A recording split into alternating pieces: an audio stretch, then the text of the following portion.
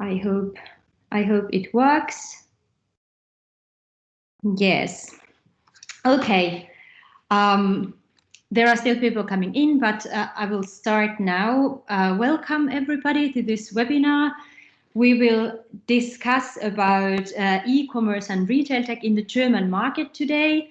My name is Helmine Likörkö and I'm working at Business Finland Berlin office as an advisor. For example, in the consumer business field, I have with me here today two of my colleagues, Aleksi Valruus, who is having an eye on the chat and helping with the technicalities today, also from our Berlin office. And my other colleague from here is Caroline Renker.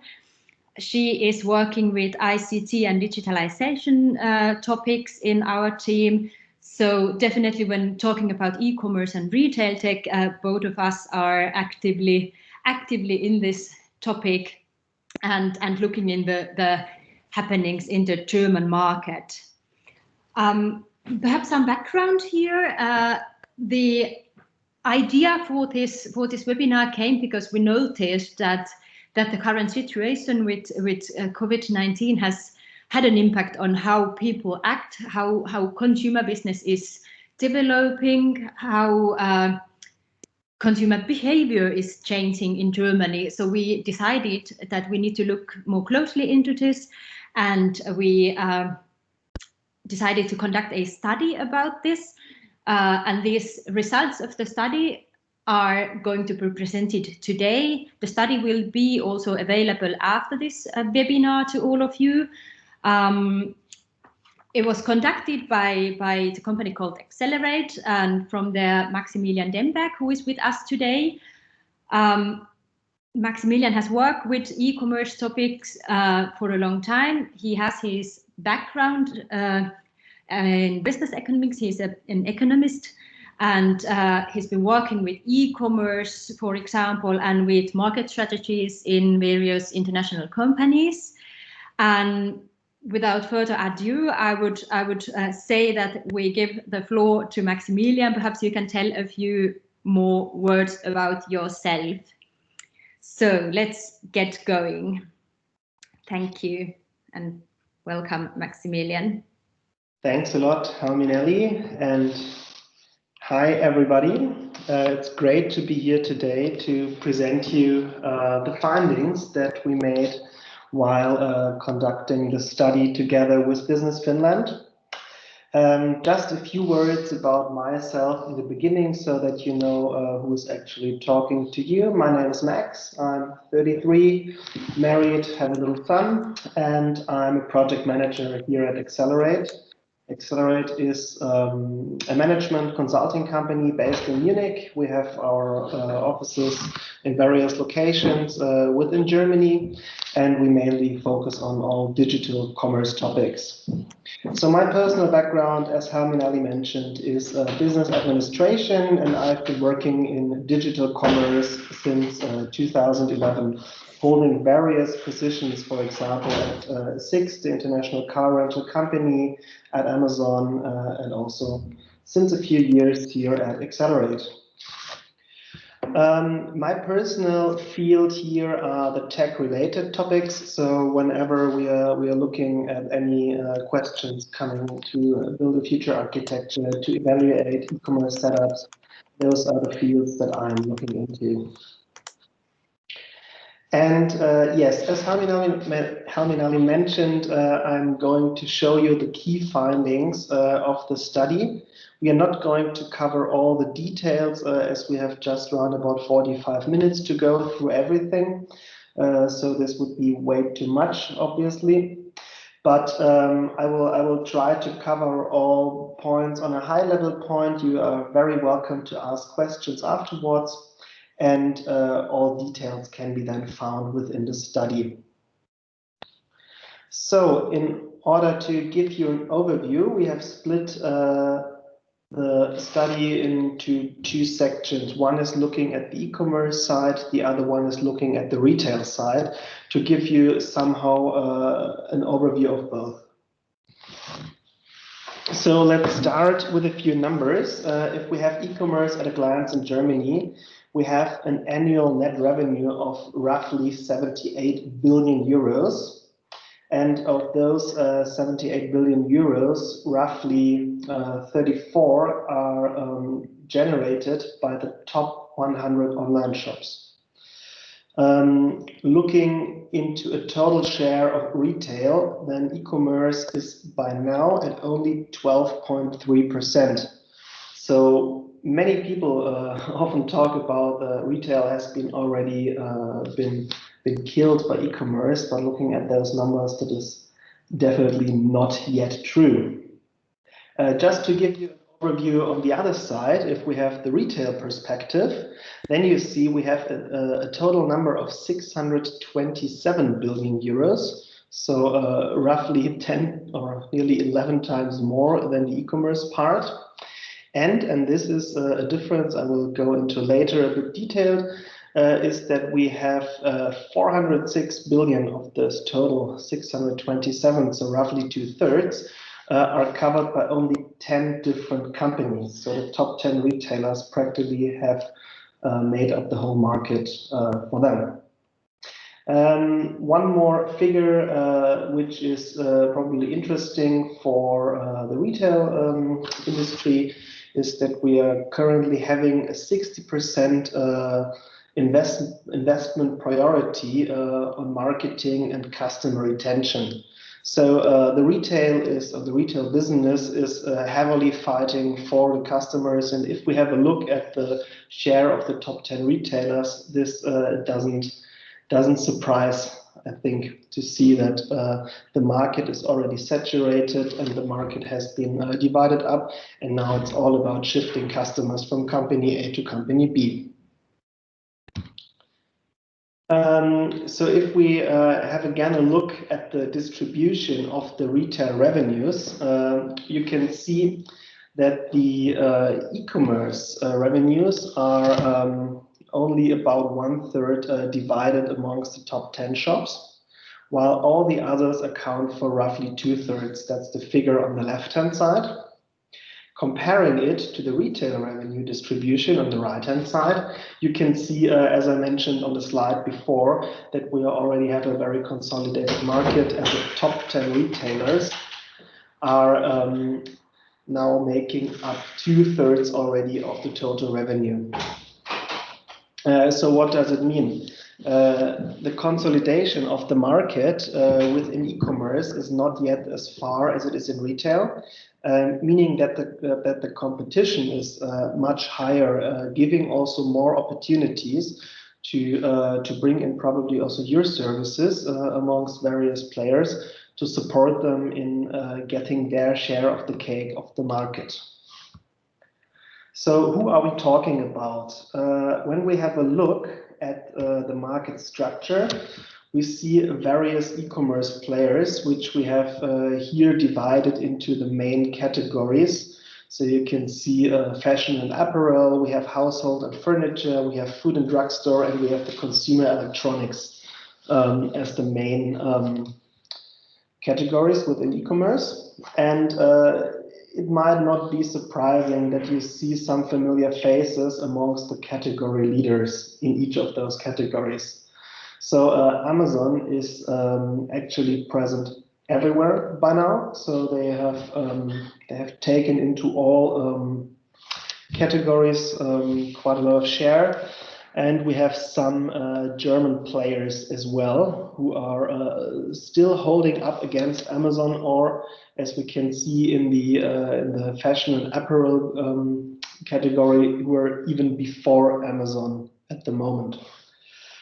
I think what is more interesting for you is to have a look at potentials. Potentials are not the companies who are the leaders already within their categories, but they are companies with aspirations, with great products that are still thriving or still hoping to get to the top, or at least to find their share within their categories. We will have a look later on how those opportunities can be taken, but just to give you a brief overview of the various groups here, we have within the fashion and apparel group, we have mainly brands. So we have Esprit, we have ASOS, S. Oliver, Heine, and C&A, which are brands. On the other hand, we have potentials such as Bräuninger, which is that little artisty bee, and we have EMP. Those are dealers or retailers who are having various brands amongst their assortments. Having a look at the household and furniture group or the category, we see again very different potentials compared to the category leaders. When we have the category leaders, it's just Amazon and Lidl. Amazon is known to everybody, and Lidl is usually is coming from the food discount area, but they have aggressively expanded their online business, recently also expanding their assortments. On the other hand, within the potentials, we're having specialists. So all of these companies here, from Bet1.de, which is an online pure player, to all the other classical furniture groups such as Sigmüller, XXL Lutz, Höfner, or the Tessner group. Those are classical furniture dealers who are struggling to keep up the shift into digital commerce. But still, they are very big and they have quite a lot of potential. Having a look at the food and drug store, which is probably the most interesting category, we can see Amazon on top and a startup called HelloFresh, who are trying to get into the market. And then there is, for a long time, nothing anymore. So even if you look at the potentials, we do not see any food company there at the moment, which comes from the difficulties within the market that our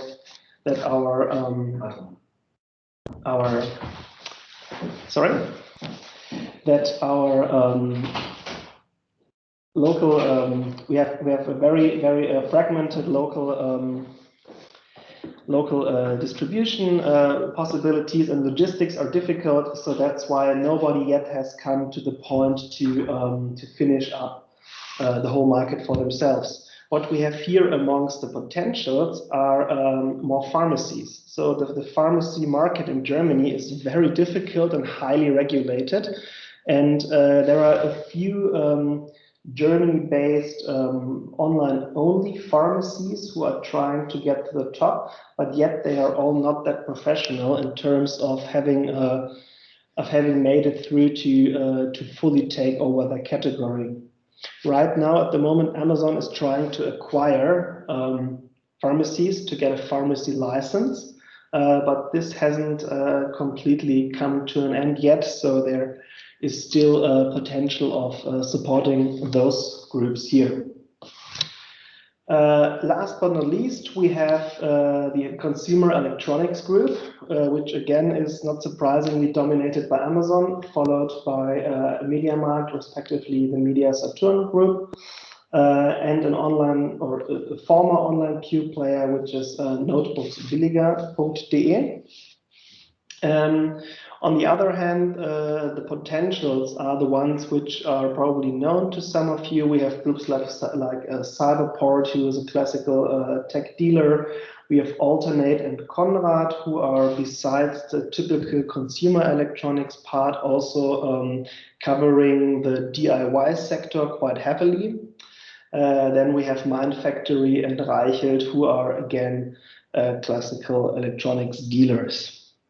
So just to give you a brief overview of the e-commerce players that are around there, obviously there are very much more, but we have taken those into consideration to show you because we see a lot of potential amongst those guys. On the other hand, as I mentioned before, the retail is much more consolidated. So the category leaders, when we take a look, we have maybe the Bräuninger Gruppe in terms of a fashion retail, who are doing quite well in those days. And then if it comes to all the food and drugstore and retailer and consumer electronics, etc., it gets really short. So we have the Schwarz Gruppe, who is holding Lidl and Kaufland. one of the major German discounters. On the other hand, we have the Aldi group with Aldi Nord and Aldi Süd. Then we have Rewe, which is one of the leading supermarket groups. They also have DIY stores. They have travel, etc. But the main business is still food.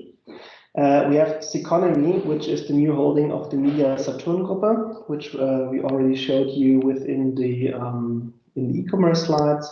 And also there is the DM, which is a drugstore company. They are investing both heavily on and offline and doing quite well. Looking at the potentials, we try to match those to the category leaders so that you have an idea who is doing a good benchmark and who needs some more support. So there is, on the very first is the so-called Hilmer Gruppe based here in Munich, a fashion retailer who are also trying to get their share online, but they haven't succeeded yet so far. Probably also due to missing concepts and ideas. When we have a look at classical brick and mortar retailers, we have Edeka, which is actually one of the biggest supermarket groups here in Germany, but they are operating a lot under a franchise model. So they are struggling still to digitalize their assortments, and they are, even though they have invested into a startup for food delivery, they are still quite far away from reaching up to, for example, Lidl or the Rewe Group in terms of online business. We have Metro, which is one of the biggest B2B sellers for actually all kinds of goods and services. So mainly they are strong within gastronomy and all close industries to that, hospitality, etc. Then we have Rossmann and we have Tengelmann. Rossmann is a direct competitor to DM, and Tengelmann is one of the former leading supermarket chains, but they sold off their stores recently to the Edeka Gruppe, but still holding various shares in all kinds of businesses and industries. So one thing which is probably interesting about the Metro Group, they are one of the first who are trying to establish a semi-open B2B online marketplace, which you can access also without being deeply registered. So they are trying, but still they need, I think, a lot of support there. So having spoken about the different players we are looking here within the study, probably it's a good place to have just a quick recap of the market structure we are having. So you all know in the past we had a very dominant brick and mortar business, and e-commerce was mainly a niche and not yet established. Looking today into Germany, e-commerce is by far not a niche anymore, and it has been widely accepted, not at least by the impact of the Corona pandemic and all those various lockdown initiatives that have been implemented in the last month. Also, brick and mortar itself is under a very heavy transformation and pressure. Especially because the spaces within the shopping centers, within the city centers are getting more and more expensive. On the other hand, people are getting more and more lazy or used to e-commerce, so they are under a heavy pressure with declining sales and on the other hand rising costs, which has also recently led again to various insolvencies and disappearance of great or long time known players in the retail area. Just recently again the Kaufhof Karstadt has announced to close several dozen stores here in Germany. The question is, where are we going to? So what does the future look like? This is not like a main point of the study, but just to give you a brief idea of what might be coming.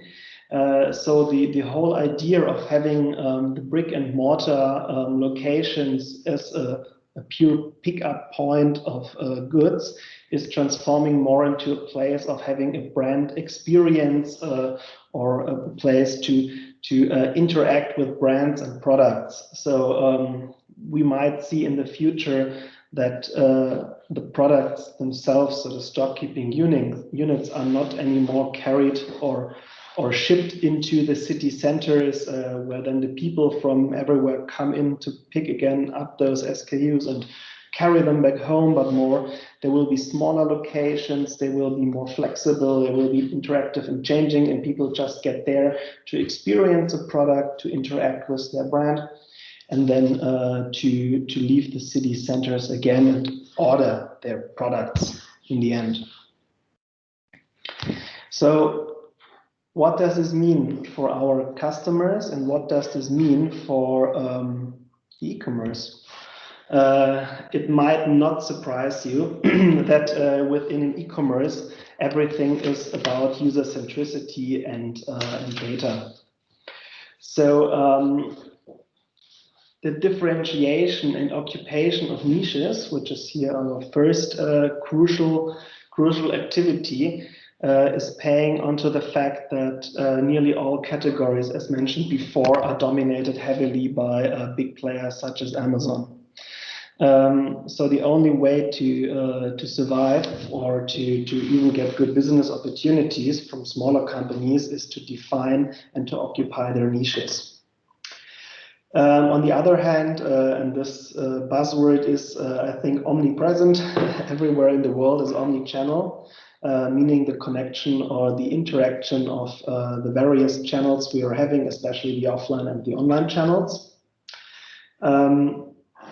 Very important is to find new business areas where the e-commerce is not yet that far. As I mentioned before, this in Germany is mainly valid for all kind of food categories.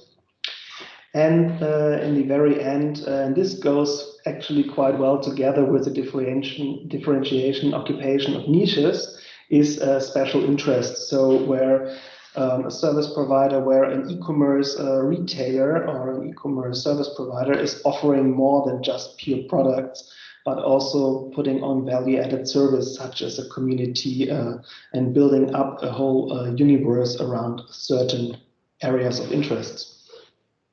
So you see in e-commerce, it's all coming together in getting to the user and getting to the customer and adapting to his needs and his expectations.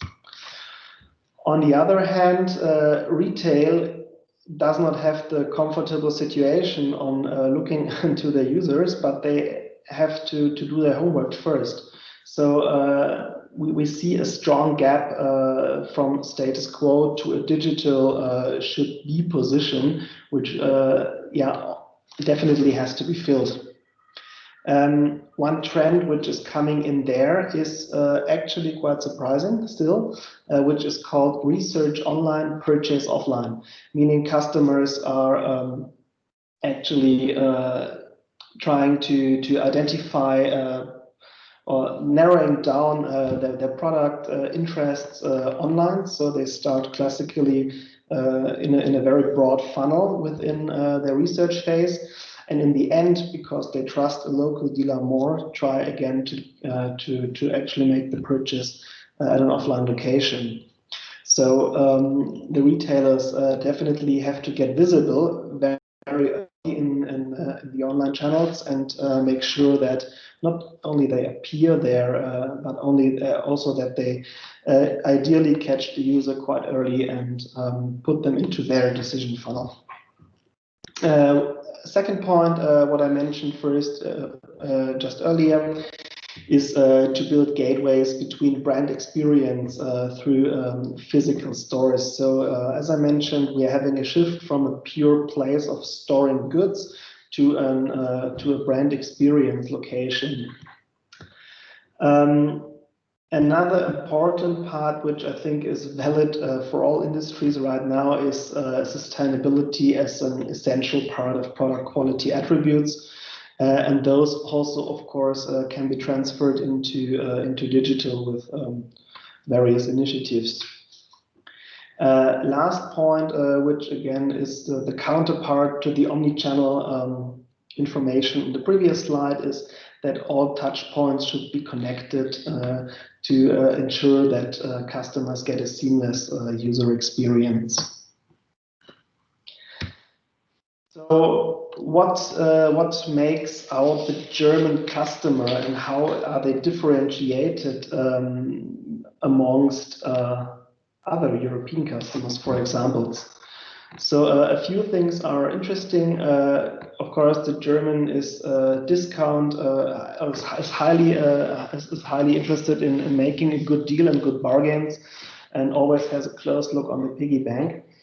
On the other hand, Germans have, I think, the highest return rate volumes within the whole EU. Another important part is that they are very, very keen on having a speedy delivery and speedy processing of their orders. I think this probably is the most important one of all, because the others are more interesting either for your calculations when it comes to calculate your break even, or how to put on your marketing. But the speed part is actually essential, or is highly dependent on the technical base and the tech stack you're having behind. And giving you a brief insight into the setup you experience amongst most German companies still today, is that we have generally very old tech stacks. So usually the structure is still built up very monolithic, and the whole landscape, the whole architecture, unfortunately, often has grown organically. Meaning that from various business areas, requests have been fired in, the whole application structure has been tailor-made, and yeah, let's say has been crippled down sometimes to focus on all kinds of needs.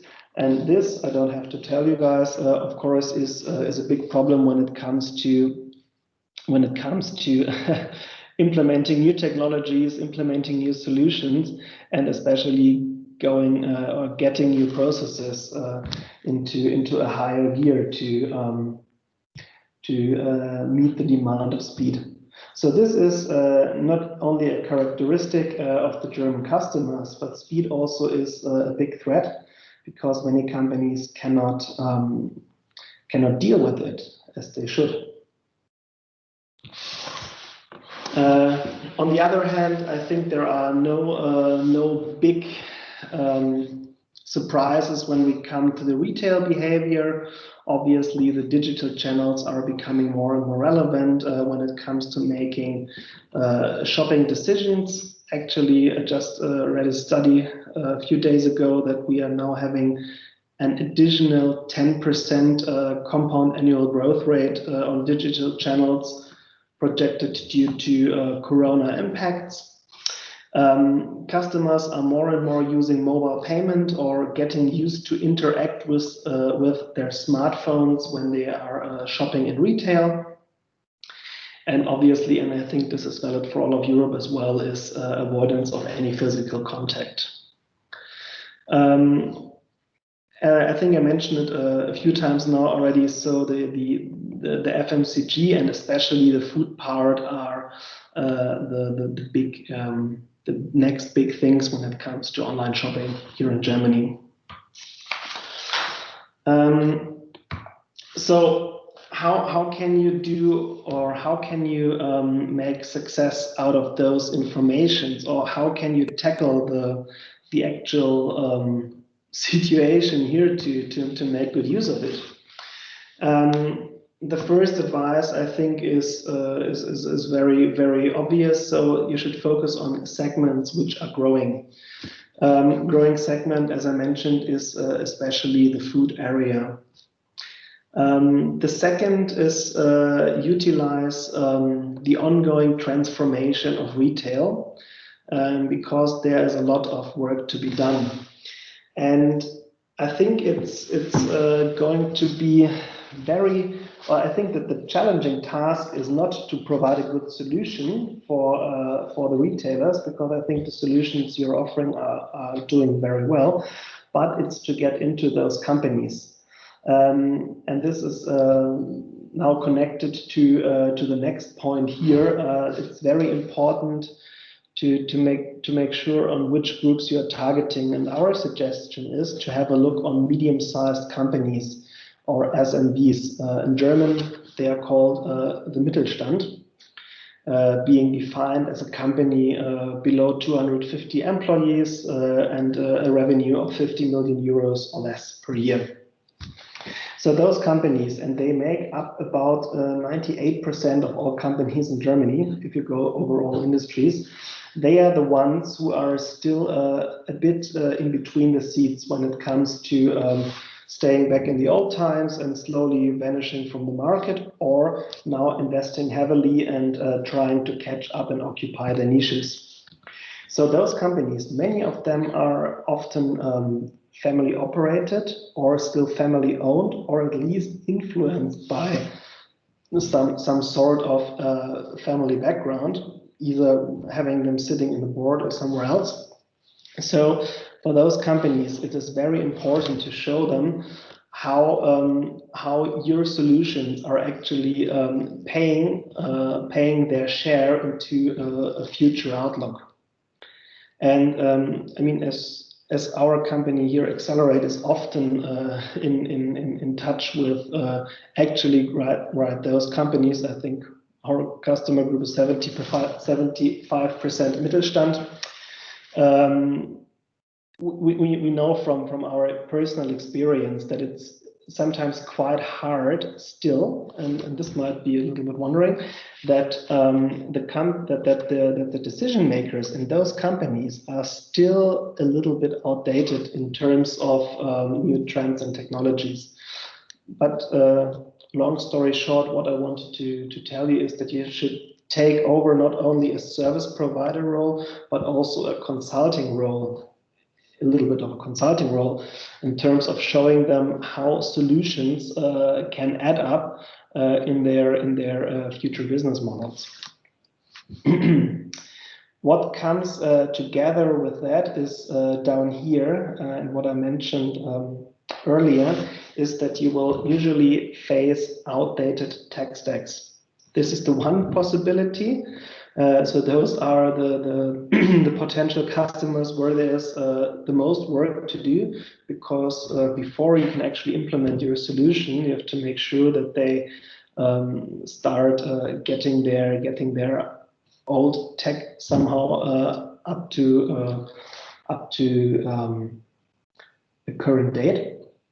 On the other hand, this is not mentioned here in the slide, but it's also of the same importance, is that many other companies are having a brand new and modern tech stack. So you go there and you will see all the great systems. You will see Salesforce in all kind of cloud versions. They have a big SAP ERP system and so on, but nobody knows how to operate it. So this is on the other hand the same. Another problem you can face, that they are having the Mercedes in the garage, but nobody knows how to drive it. So again, we come to the next point. It's very important that you as a service provider show the potential customers that you can add value in all those complex tasks. So either by bringing in your expertise and guiding them to the way how to make use of what they have in combination with your products, or on the other hand, if you identify, and I'm sure you will identify a lot of manual or complex processes, that your solutions can help them and reduce manual workload and increase their productivity. Another important factor is, we call this here complement the lack of skills, is the fact, what I mentioned, that when those companies have a great tech stack, they often lack people who can actually operate it. So what you have to prepare and what you should keep in mind is that your expertise, your knowledge about a certain solution, about certain problems that occur when, I don't know, for example, dealing with marketing automation, that your knowledge can complement the lack of skills within the companies. And this can make you, this can distinguish you from probably other competitors who are trying to tackle the same companies as you are doing. We have a few risks and threats when it comes to going to Germany. Luckily, not so many, as we are luckily basically a safe country. But there are two things you have to keep in mind. So one thing, and I think this is a typical German thing, is the Germans are super concerned about data privacy. I'm not sure how the general look on this is in Finland, but the Germans are, I don't know, I think the greatest guardians of private data. So on the other hand, you also have very strong data privacy groups within the companies, which you will have to get in any project as soon as possible. Because those groups, that can make you a very, very hard life in the end when it comes to launching. So especially when it comes to have anything which is involving customer data, mainly in marketing automation, in CRM, in all kinds of BI activities. Make sure to have the data privacy officer and all other representatives of that area as soon as possible within the project. On the other hand, and I think this is not a typical German issue, but it's also very problematic here, is that people are not able to formulate clear requirements. And this is not only that people don't know how to write a user story, for example, but it gets a bit more. So people are not used to make their requests based on data, for example. People are not used to formulate an idea based on hypothesis. So you will just get some sort of a request saying, do that, or I want that. And nobody has made big thought of, okay, why should it be and how is it paying onto my goals? Which are my goals on the other hand? And how can I put this into my whole ecosystem? So on this point here, it's not only to involve the right people at the right time, but also it is one place where you can support your potential customers. Taking lead and showing them how to formulate correct requirements, show them how to get or how to adapt to agile project management behavior, and show them how to formulate goals based on what they want to achieve with their requirements. So if you keep this in mind, you can make yourself very, very valuable amongst the companies, because this is one of the biggest problems that I've encountered many times in various projects, especially when it comes to implementing new tech solutions, which often cause projects to fail completely. So one more part we are having here is now a brief overview of the impacts we had during the Corona pandemic in Germany. I think those might be quite similar to all the other European countries, but still. So the projected decrease we have in BIP, which is our gross domestic product, the GDP, is around 6.5%. And we had an increase in 17% of short-time workers in 2020. Roughly by the same amount, the production decreased in Germany, and export nearly dropped by 1/4. So what does this mean? We have yeah, a bipolar situation, probably we can say. Sorry, my screen is just blinking on. Can you still see? We can still see, yes. Okay, okay, wonderful, because my screen is black at the moment. So what we have here in Germany is there are certain industries which are heavily under fire from Corona. All in front, it's tourism, it's restaurant, it's cruises. On the other hand, industries which are taking care of digitalization topics are, of course, booming at the moment. So why is it?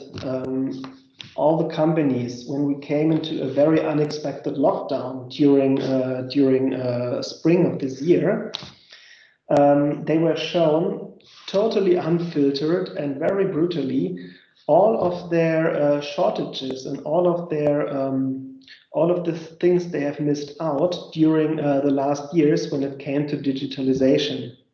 So now, after the first shock has been digested somehow, and the economy is slowly getting back and starting to roll, investments are shifted into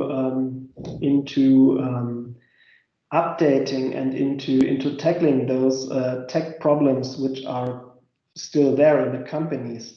So from our perspective, we can see that, for example, our IT auditing services are very highly requested since several weeks now, and we are diving into many companies and looking into all their tech stack problems because they see, okay, with our current solutions we cannot meet any demands or any other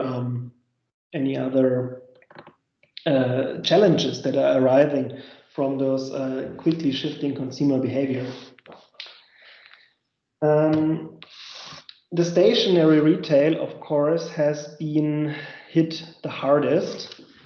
So when we have a look at, for example, the clothing and accessoires or clothing and apparel category, they lost more than 16% during June this year. In June, it was already when the the lockdown was partially opening up again.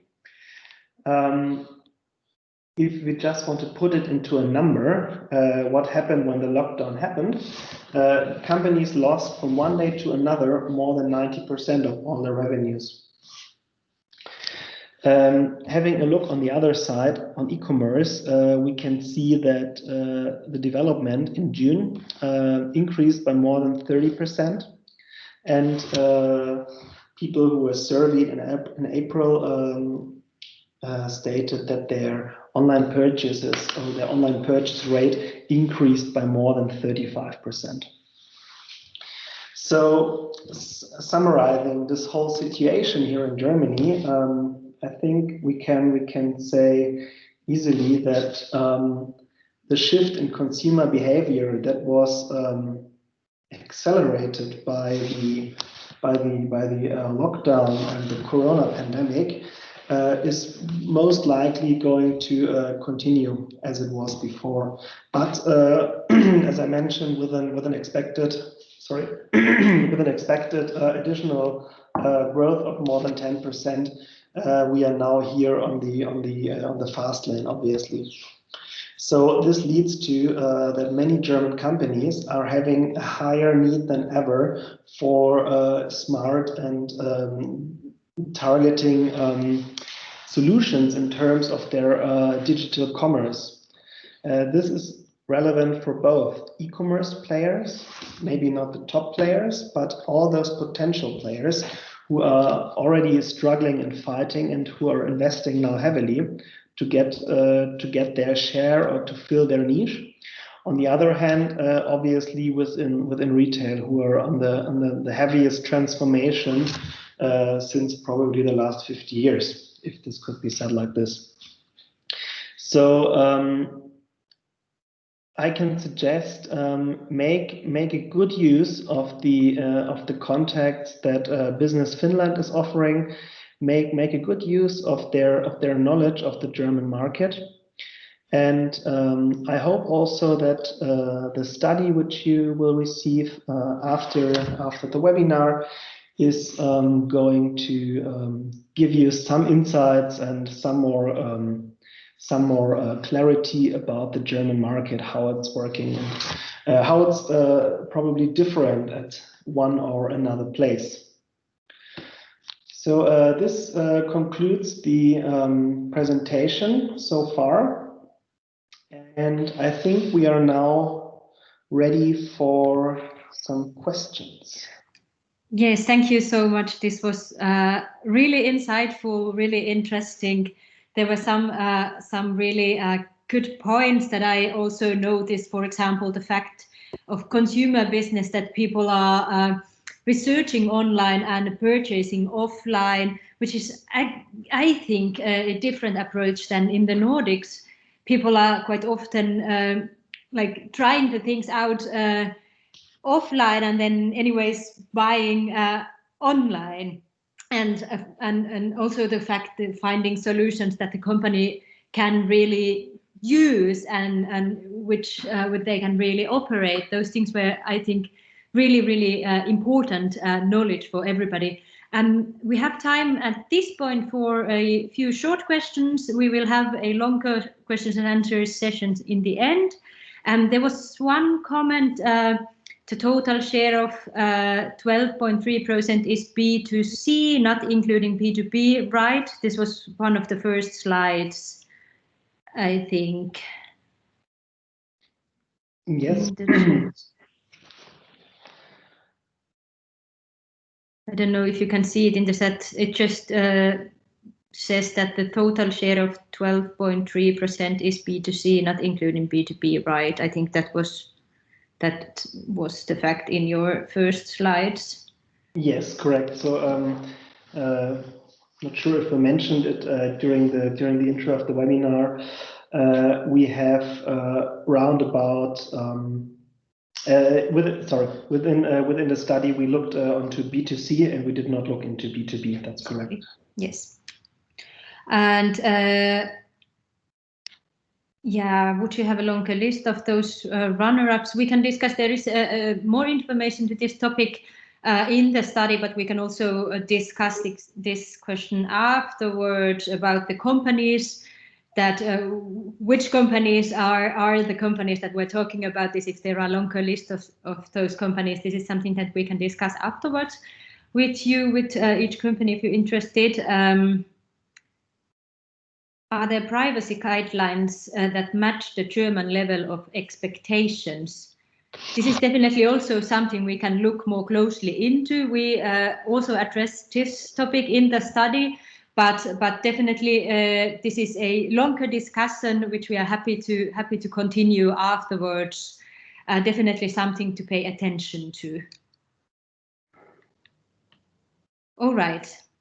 Okay. Maybe those were the comments at this point. I will give you now a short update on our activities, on Business Finland activities in Germany, what we do, how we can help you, and what are our basic kind of how we work in the German market. Let me see if I can share my slides. I hope you can see them. Please let me know. Yes, we can see them.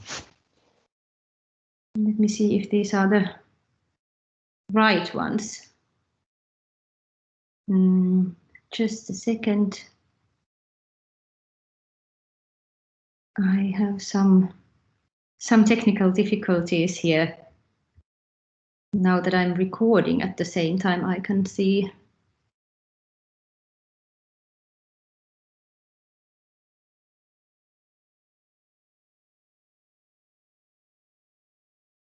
Can you see them now? Yeah, we're seeing the first slide. Perfect. All right. Okay, so what Business Finland does in Germany, I will just shortly run you through a few points, how we work, who we are, and how we can support you. We are working in several topics, so to say. One of our main actions here in the market is to analyze the market, to find business opportunities in the market, and to connect the Finnish companies with German actors in the market.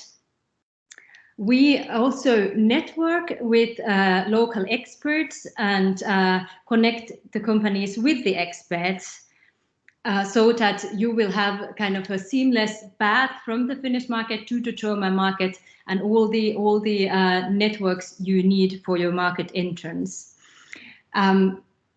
Also, we, of course, as probably most of you already know, we guide and advise Finnish companies. We help you and support you both in Finland and in the markets. And this is done in close cooperation with our advisors in Finland, who are focusing, for example, on the funding side of the support and also the programs that are within Business Finland and run around specific topics. So this is our focus here, and we are part of Team Finland services, so we also work closely with the embassies to kind of get a bigger view. And of course, there are sometimes also political issues to tackle where the embassy is supporting us.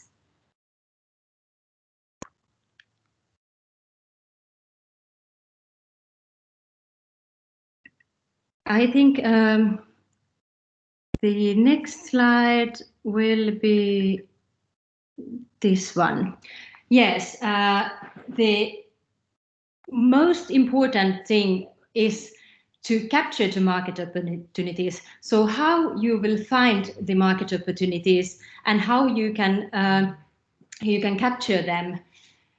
It is really important to, at the first step, to contact our advisors. The first step always is to send us an email or call us. This means we can then look closely in what is your situation, that we discuss you, and then we look at our funding options if we find something that would be suitable for you in that moment. For the German market, we quite often work, for example, with our Explorer funding. With that, you can purchase external support, for example, to get a market study, which will help you to understand the German market. The German market is really big, and there are huge local differences within the market.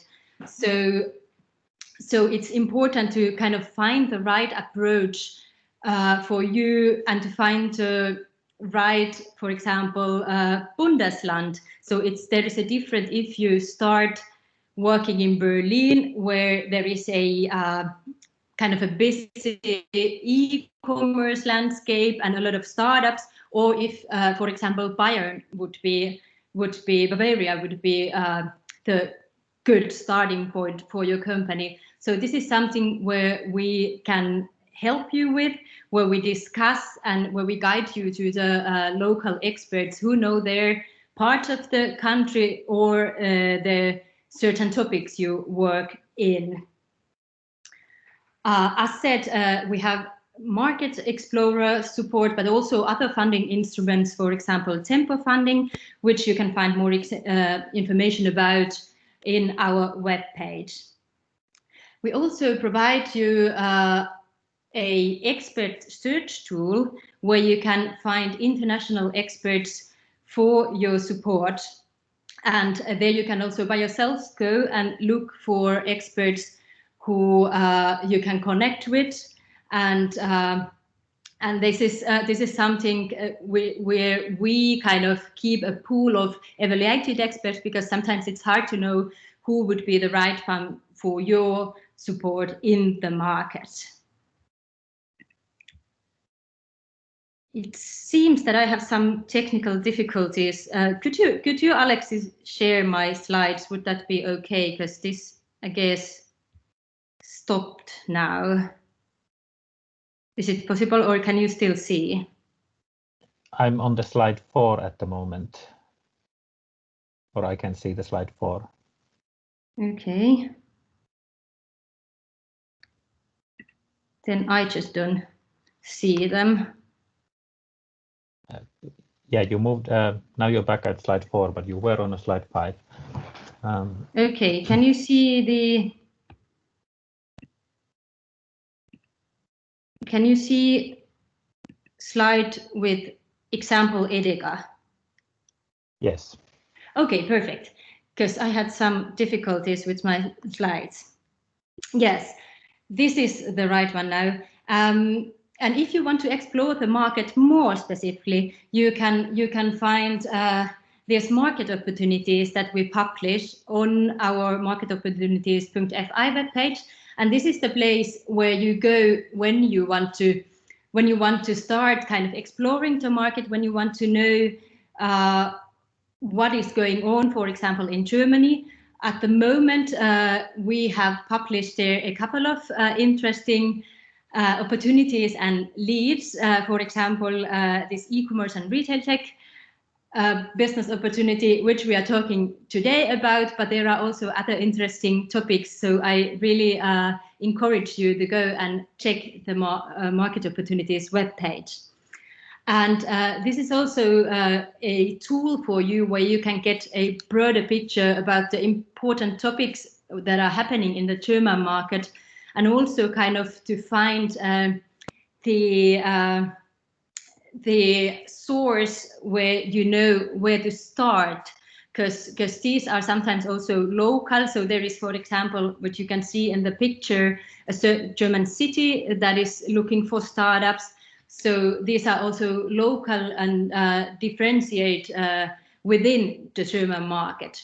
And to kind of give you an example about the German market, Maximilian already mentioned the wholesale chain EDECA in his presentation.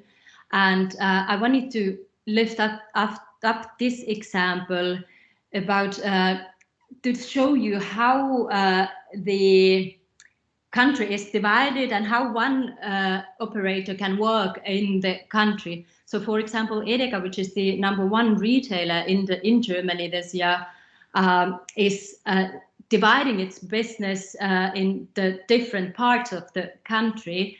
They have currently over 11,000 independent merchants in the Germany, and I mean 11,000 stores and 3,700 independent merchants in the German market, and they are located and divided within the German market in different areas. So sometimes it makes sense to kind of choose one of these areas and start there, to start digging what could I do, for example, in the northern parts of Germany, if this would be a good opportunity for me to start.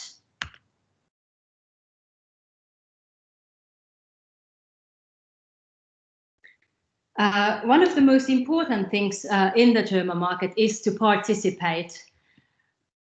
I have collected here a few examples of some activities that are happening in Germany in the coming years.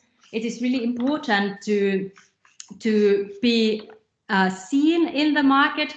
Of course, now the situation is kind of different, but for example, the Euroshop or Eurosys fair in Düsseldorf is already planning their next big show, which is going to be 2023. So you can already start looking into the options to participate. This is the world's largest trade fair for retail industry, and it really makes sense to be present, or even to go look what is happening. Most of these events, for example, e-tail and the K5 are also conducting webinars where you can participate and take part in the discussions, because the difference maybe between Nordics and Germany is also that Germany is a country of fairs. People quite often collect and come to the fairs to really see and talk to the people in person, and this is why this already has been a really huge change for the German industry, because of course at the moment you can't meet face to face, but luckily many of these fairs are also have the possibility to organize webinars where you can actually participate, and there is a trend now for also more and more for online pitching and for face-to-face kind of speed dating online. So you can also take part in these happenings, and this is also something that Business Finland is organizing. We are more and more going to the direction that we want to bring Finnish companies and German actors together in smaller groups, also online. Here you can see some of the happenings that are coming up online. So some of the online events, for example, the Industry Forum Retail is in October, and they are having an online event, or the Payment Summit, also an online event.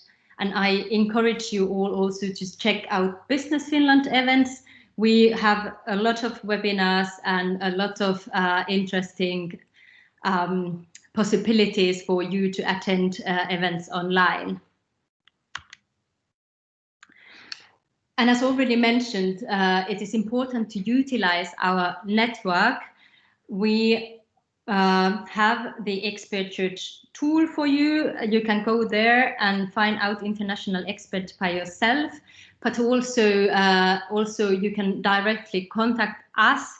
There are quite many associations working in the German market. One of them I would mention is the Handelsverband Deutschland, which supports retailers. For example, they also do a lot of events, and many German companies are part of this. They have a large network. Same goes for the e-commerce Verband, which is also an association supporting the e-commerce business. So you can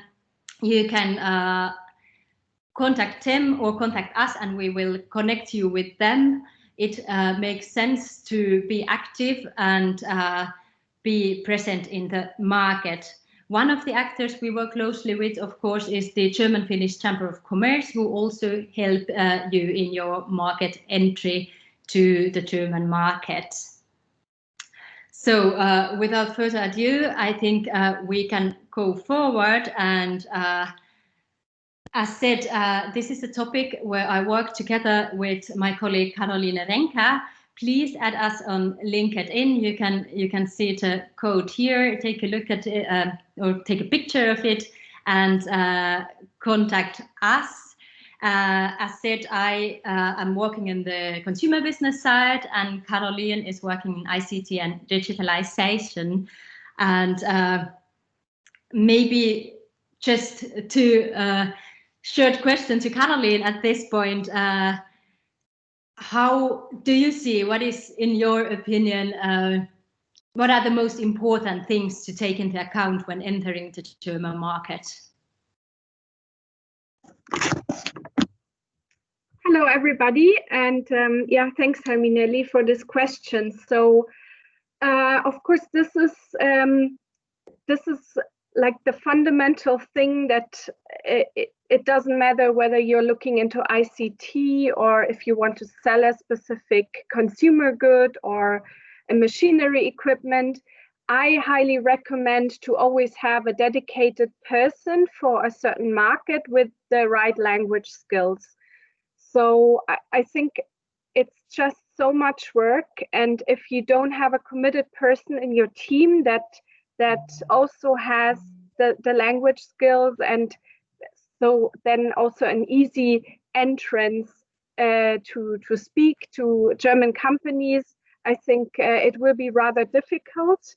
And also, I think there were many things mentioned by Maximilian that you have to prepare for is, be ready or be prepared. There will be high return rates. Germans, they like to order, but they also love to send back. So this is really something you have to consider, especially when you have a certain consumer good you want to sell in the German market. And picking up again the topic of language. So when we look into new trends, and definitely AI applications in chatbots are definitely a technology and a solution that German companies are looking for. Make sure that you also have it available in German language, because German consumers they like their language. Often some are not, they don't know English. So it makes sense definitely to also have your technology available, or your chatbot, for instance, available in the German language. Another thing that also Maximilian mentioned, Germans are rather conservative, and this also goes to certain technologies that the German market might not be ready yet for. Here I want to mention biometric technology. For instance, in China, you can pay with your face recognition. So you take a photo and then directly money can be deducted from your account. So this is definitely a rather longer way for the German market. And also what I came across when talking to German possible buyers from several industries, they are also often looking for implementation partnerships. So sometimes they buy ready available solutions, but often they also want it rather tailored to their needs. So also kind of be open for this when you work on technological products. So be open to maybe also have an implementation partnership and develop a tailored product with a company. And I think if you have more questions, reach out to us. We are a very motivated team, and we would be happy to help you. And thanks. Thank you, Carolina. Really important messages, important topics that we were talking about. All right, now that I have a look at the chat, are there any questions either to us or to Maximilian? We have still some time for questions.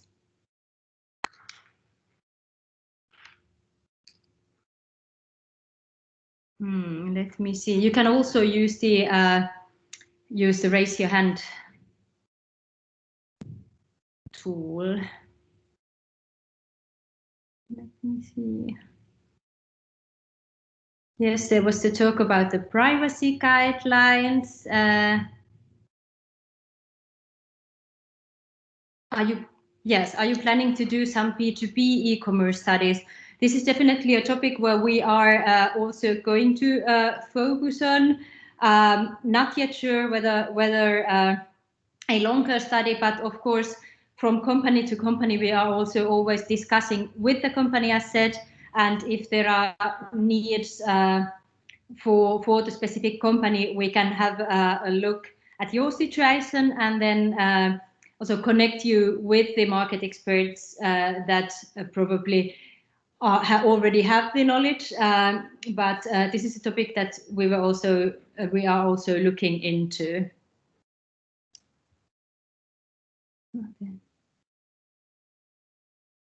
Yes, we will share the presentations, and we will also send the study, the longer e-commerce and retail tech study, to all the participants in this webinar. So that will be ready for everybody. Are there any further questions?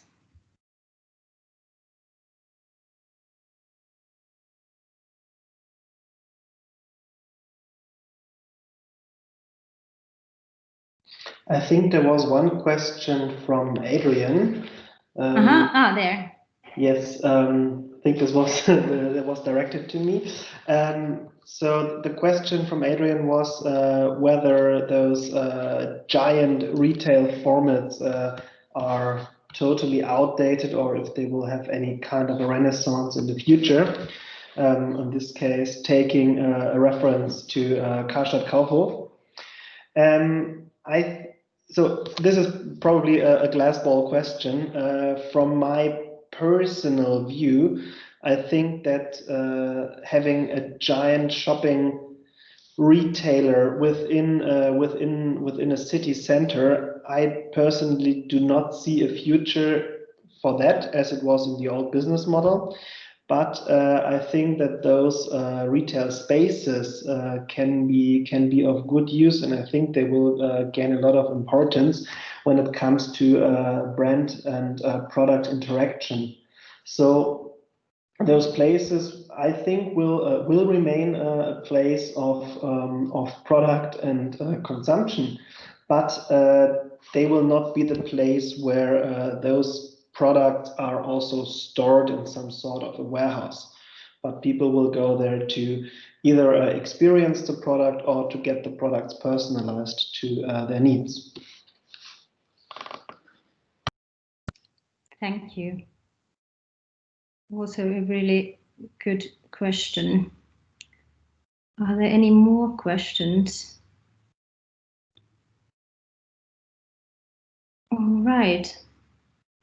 If there are no further questions at this point, I thank you, Maximilian. This was really interesting, and as said, we have recorded this webinar. Also with some technical difficulties, I really hope that it worked out. At some point, my screen also was totally black here. So I really hope that it worked out with the recording. As said, we will provide the study with all the participants, and you will learn more about that. We are happy to continue discussions with you, and if needed, we will then guide you further to the market experts in the German market that you can work with, and provide you the necessary information for your market entry or to help you grow and renew in Germany if you are already at that point. Without further ado, I will thank you for participating. Thank you, colleagues. Thank you, Maximilian, and let's hope to hear from you, and we will definitely contact you with the study and recording. Thank you. Do you have something to say still, Maximilian? Yes. First, thank you for giving me the opportunity to work out this study together with you, and also to present the findings to that interested audience here. And I just saw one more question, which I would like to answer. So it's from Jarko. I hope I pronounced your name correctly. So the questions about merchants offering their own financial services to their customers is actually very limited here in Germany. I don't know about the legal situation in Finland, but in Germany, as soon as you're starting to offer financial solutions, you need a certain license from the BaFin, which is the ministry, not the ministry, which is the federal agency that hasn't been in good light at the moment with the Wirecard issues happening. But most of the merchants who are offering any sort of financial services are using service providers. So we have the biggest one here in Germany is called Klarna, which is a German company who are doing all kind of risk payments. So they offer invoice payments, etc., and they take care of the whole process for the merchants in this case. Others are probably quite well known. PayPal is very common in Germany by now, and there are a few other payment service providers in here which are also offering financial services for or in the name of the merchants to the customers. Yes, thank you. Do we have any? There are still a few minutes time if some questions come to your mind.